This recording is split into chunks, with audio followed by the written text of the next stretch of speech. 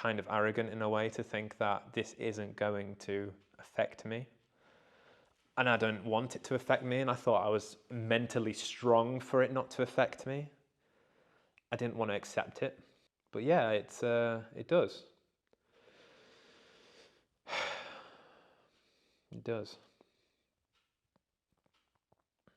Hello all and welcome to my channel. Today I want to talk about my experience between sort of year 2 and year 3 from leaving the UK and living a new life in Croatia. But would it be a vlog about Croatia without some domaća orahovača, which is homemade walnut rakia?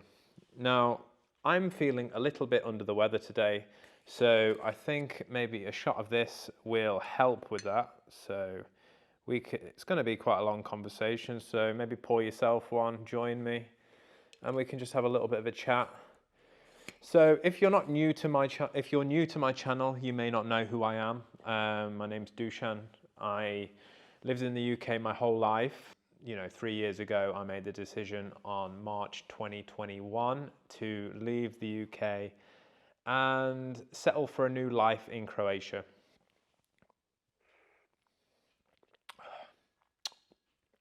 Oh, dobro je.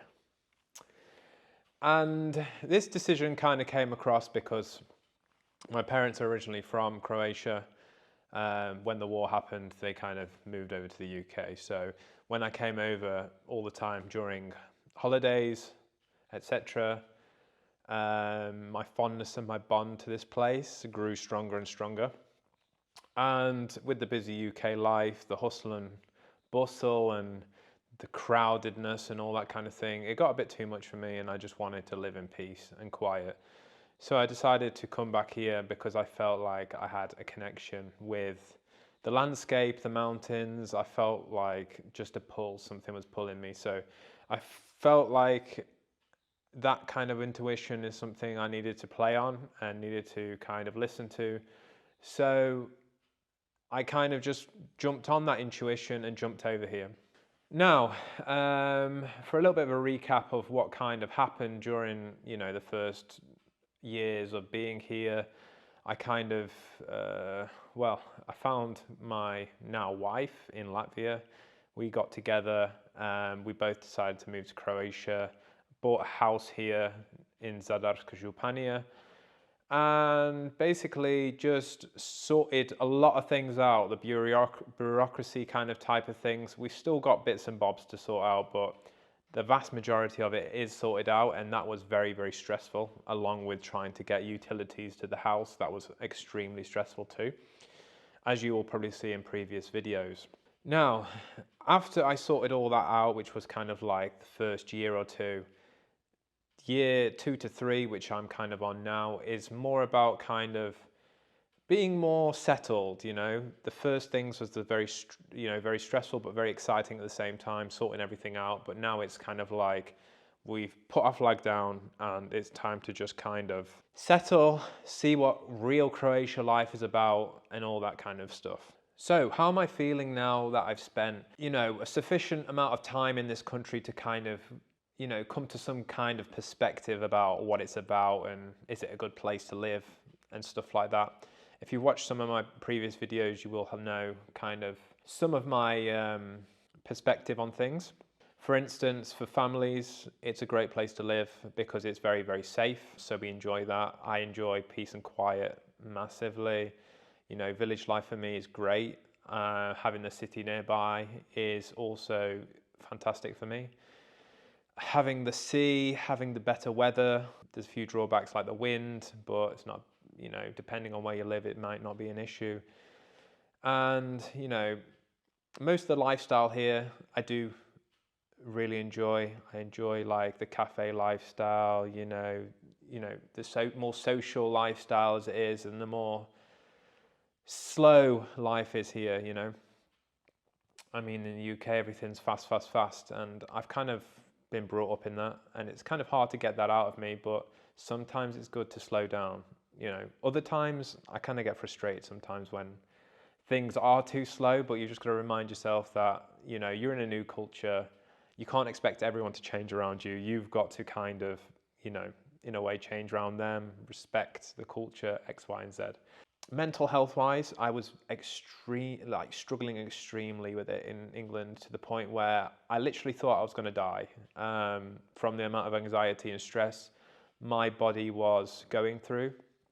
My gut was always in pain. I was always stressing out. I was anxious about talking to everyone. Social anxiety started growing. I was, having fear of waking up and stuff like that. Just a lot of fear that I had while I was in that country. And that's kind of what's given me such a negative kind of viewpoint on England during my last episodes, because I had a lot of bad memories from there, and it affected me in a bad way for mental health issues and stuff like that. Stuff like anxiety, I didn't think that was ever going to be curable. When I have moved here, I've felt like that is dispersing. It's going away. I am improving day by day with that. It's not fully gone, but at least in the morning, I'm waking up without having panic attacks and stuff like that, which is absolutely amazing. So I'm living such a less stressed out life. Obviously, there is stresses in my life that are kind of, I would say, usual stresses that people stress about. But the other type of stress that I was dealing with in England, that was the kind of stress I didn't have to deal with, and the frustration with kind of living in a country you didn't want to live in anymore. You need to just take action on that. So that's kind of what I did. I took action on that, and I moved away. So in a whole, living in this country, I'm enjoying it. I'm really finding the nature to be around every corner. It's so kind of therapeutic. It's enjoyable just to see the mountains on a daily basis. As you can see, the conobar that I'm in now, it's all stonework, and little things like just looking how the stonework's done and just seeing it, it brings me joy, just seeing that, because in England, you're looking at concrete pavements everywhere. It's just a concrete jungle. Obviously, there is a lot of beautiful countrysides, but for some reason, you just don't go and see them. And I don't know why that is. Probably due to the weather mainly, and just being so busy with work and everything like that. So I'm enjoying the slower lifestyle. What I would say, if you do move here, don't expect it to be free-flowing. I've had a lot of challenges here, and you will encounter a lot of challenges yourself. It's not an easy place to live, but you just need to kind of really decide, is this what you want? And if it's what you want, then you kind of just have to deal with the consequences of kind of living here, which is some of the challenges that are involved. That mainly comes towards, getting anything sorted in your life, whether it's kind of building your house to trying to get residence to trying to get other things. Things can be difficult, just maneuvering through the landscape, which is still 20 kind of years behind, and just kind of being present and accepting that the infrastructure isn't like the country that you came from, and just, being present and understanding that. So you've obviously got challenges with that. The other challenges is the mindset of the older generation here. I feel like a lot of the people that are, I didn't first understand why the young Croatians are kind of leaving this country, but now, living here longer and longer, I can kind of understand why, Most of the jobs that they have here are still run by the same people that probably were running it in Yugoslavia or just after, It's all run by the boomers, and it's not leaving much space for the younger generation to implement new technologies and new ways of doing things. Everything is still, Jurassic Age, paperwork to the ceiling, laziness, not being bothered, no customer service. These things could all change if they brought the newer generations in, but they just decide not to, So along with kind of no job opportunities for the younger generation, they're having to deal with a mindset. They're also having to deal with a lot of hate, which I've tried to ignore. And I thought I'd bring it forward in this episode because it is something that is bothering me quite a lot. It's kind of something that just kind of manifests. I mean, at first I was trying to ignore it because I just didn't want to accept that that was the way things are, but unfortunately, in some respects, they still are. So what I'm talking about really is something I don't really want to talk about, which is the war. And Croatia was, a mix between Serbs and Croats, obviously predominantly Croatians, but in some areas they were predominantly Serb. I am living in some areas that were predominantly Serbian before, and because of that, there is a lot of scars. There's a lot of scars that people have, and naively me thinking, after living in England for 30 years or so, where, I mean, there is racism, but it's not that bad. It's a bit more kind of jokingly racism, but everyone kind of accepts each other.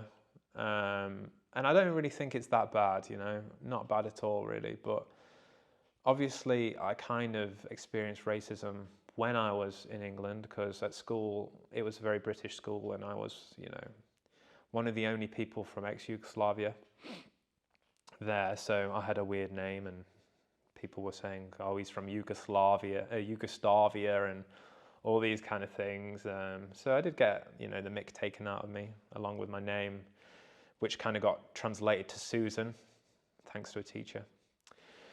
But yeah, the point that I wanted to make on this is that my family have got Serbo-Croat history. So my family are originally from Croatia. We don't actually have any family. Well, we have family now in Serbia, but previous to that, I don't know any of the records that state that, any of our family kind of settled there. I don't know what the history was before living in the villages that we did in Croatia. So, I mean, in terms of that, you would see someone as Croatian, but because it was Yugoslavia and it was mixed, people kind of saw each other for what religion they were rather than anything else. So that's why I kind of look at myself as Serbo-Croatian, because we're from Croatia, but obviously the religion is Serbian Orthodox, and I have Serbian name, X, Y, and Z. But I came here to think that I had like some kind of ambitious things that I had in my head, like I would love to do kind of like a charity thing where I went around in a van, raising money and helping people that were affected by the war, no matter what nationality they were, and just kind of help rebuild their homes, or do something to kind of help out, the people that were living in poverty and stuff like that. But that was obviously later down the line. It's not something I could ever fund right now. Do you know what I mean? But I kind of entered the country with a lot of love. A thing where I was obviously going to be living in Croatia, and I obviously knew there was going to be some kind of issues towards Serbian people. And I kind of understood that, and I knew that I needed to just deal with it if I wanted to live here. And the people that I started meeting, like the expatriates that lived in, Western countries, they never judge me. They don't judge me, which is great. It's also the younger generation, I think, they are working towards more of unity again, they don't want any more hatred. They just want to live in peace. And, whether you're Serbian, you're Croatian or Bosnian or whatever, I would say the vast majority of people that are young want to just build that bridge. They want to be part of each other's culture. They enjoy each other's music. They enjoy bits of their tradition. And they kind of I would say, yearn for that kind of unitedness again. I know I kind of do, I wish we could be brothers and sisters, I wish we could be loving to each other. And in a way, I kind of sort of set out on this channel to kind of heal that wound, to kind of bring us back together again in some kind of way, shape or form. But I've kind of had the understanding when I've lived here that speaking with the older generation, especially potentially the villagers and stuff, they ask a lot of questions when they first meet you. They want to know who you are, they want to know where you're from, they want to know where your family are from, they want to know everything. And then as soon as they get that picture put together that, you're of Serbian kind of origin or whatever, things kind of change. I can read people's faces very easily, and they end up being quiet. They don't necessarily say what's on their mind, but they don't have to say it, They'll like pick up clues. They'll look at my ring, for instance. They'll see it's on the other hand, so they'll put two and two together. Because Catholics wear it on the left hand, Orthodox wear it on the right hand. So this is something that they can kind of pick between the two and kind of see what you are. They'll just try and kind of work that out, it's frustrating. And you'll either find the people that are quiet, or you'll find the people that want to give you 2 cents about the war, about how people here are such victims, which I don't want to go into, because I know that a lot of people that watch this channel are Croatian, and I don't have anything to, I don't have any hate towards Croatian people at all. In fact, I met some of the best people that I've met in my whole life here that are Croatian, and I would do anything for them. I just don't see anyone like that, but things that happen kind of grind on you.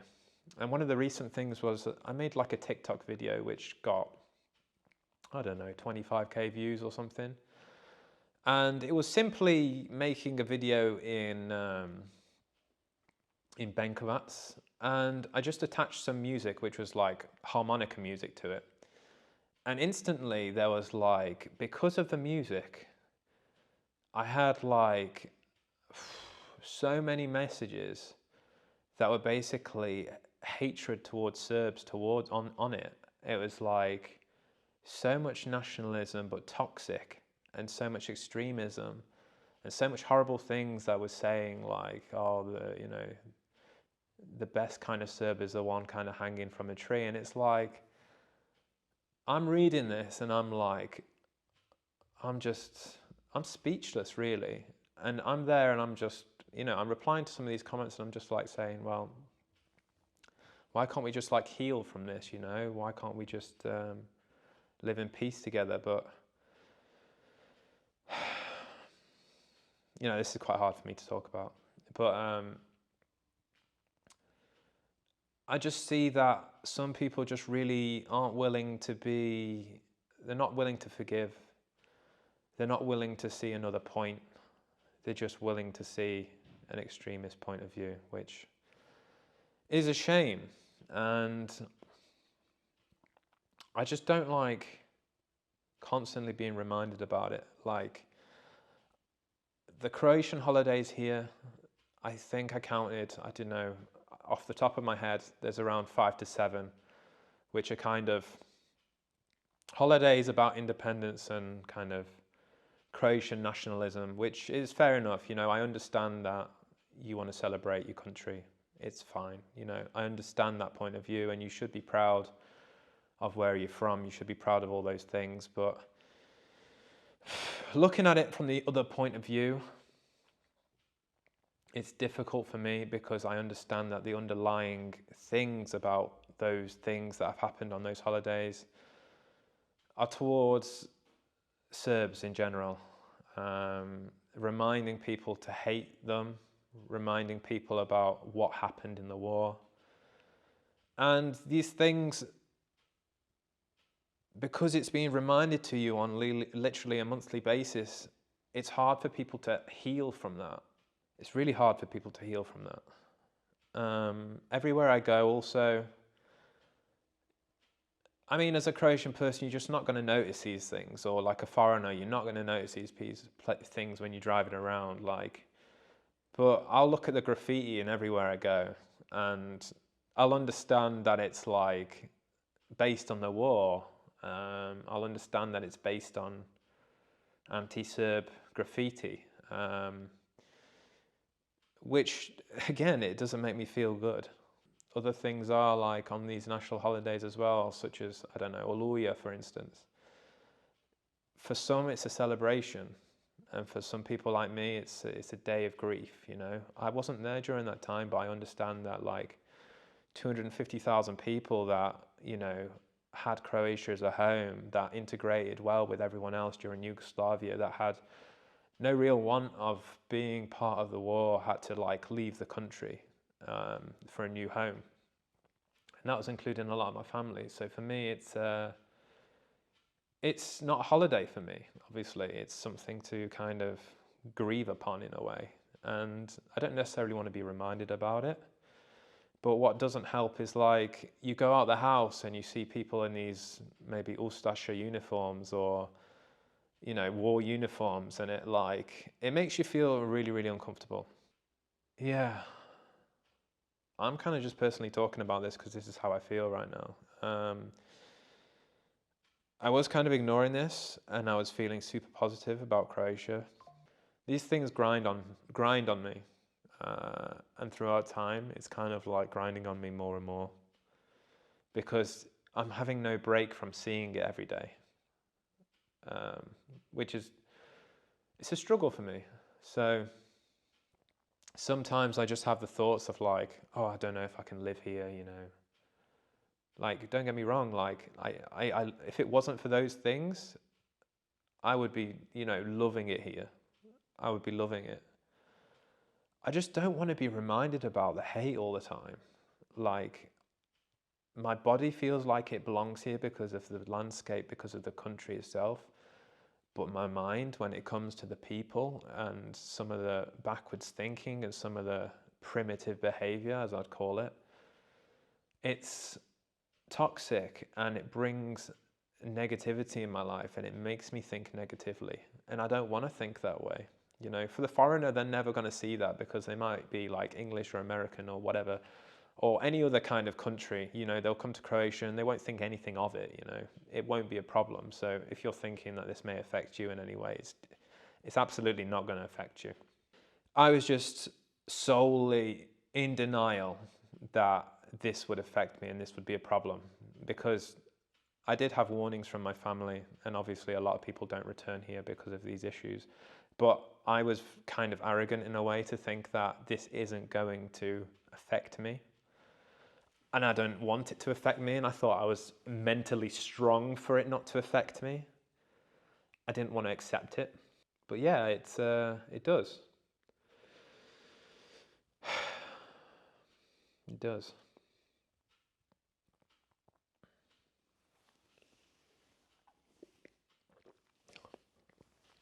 One last note on that before I finish. And it was one of the first experiences I had when I realized that people hadn't necessarily healed from the situation, is when I had no electricity for my house and I went to Benkovac and I tried to get electricity. And the very first time that I went there, it was a guy there, and I gave him the paperwork and he read my name. He was like, Dusan Grujic, and he was like, Jestli ti pravoslavac? And at that point I was like, this guy has not said anything to me. And the first thing he's asked me is like, what is my religion? Am I Orthodox? And I said yes, because I don't want to hide who I am. And I just find it ridiculous because I'm like, bro, understand that Orthodoxy and Catholicism, you both have the same God. Most of the infrastructure is the same. For you to hate the other religion is basically disrespectful to God. Because I see Orthodox churches and I see Catholic churches. But do you think I look at Catholic churches and think, oh, bloody Catholic church, what's that doing here? No. I will go inside the Catholic Church and I'll be like, wow, what an amazing place, what an amazing church. It may not be the direct religion that I have, but it's based on the same thing. And that will never stop me from going inside a Catholic church. Why would it? It's just really strange and stupid to think otherwise. You're both in the same house of God. You should respect each other's religion. But to kind of just ask me there and then about my religion, it's just, it was difficult. And he kind of just gave me my paperwork back and kind of shoved me out the door without doing anything, which was a big reality check. But again, I didn't let that get me down. I just thought, oh, you know what, fuck him, you know, I'll go to someone else. In the end, I had to bring my pregnant wife in for them to take some action. Other than that, what I've just talked about now, I needed to get that off my chest because it's been plaguing me for a while, and I just wanted to talk to you guys about it. I don't know how it will be received. I honestly don't know. So obviously some people that may agree with me and some people that won't agree with me, you know, but it's just the way it is, you know. But I needed to get that off my chest. It's been plaguing me for a while. And I feel like this is a bit of an outlet, doing these YouTube things, to just basically just brain dump some things. So moving forward from the thought of that is that, like, you know, a lot of the thoughts were kind of like, oh, you know, maybe I shouldn't live here and stuff like that, you know. And what I've done is I've created a base here. You know, this will always be my base now, foundation in which where to build, in which where to sort of travel from, because what I want to gain in my life is freedom, to have location freedom, to build financial freedom, to be able to go where I want, when I want. But that would be mainly staying here. You know, the kids have education and stuff like that. And if I wanted to go somewhere for a month, then I want to be able to make that decision to just go with the family or whatever. So that's kind of like the life I want to build towards. But right now I know that I've got to double down here, and I've got to somehow just kind of channel that energy a bit more, where I kind of try and ignore these kind of things. This country in a whole, I'm enjoying it. I'm loving the nature, I'm loving the sea, I'm loving the lifestyle, I'm loving the peace and quiet, I love the safety, I love the schools.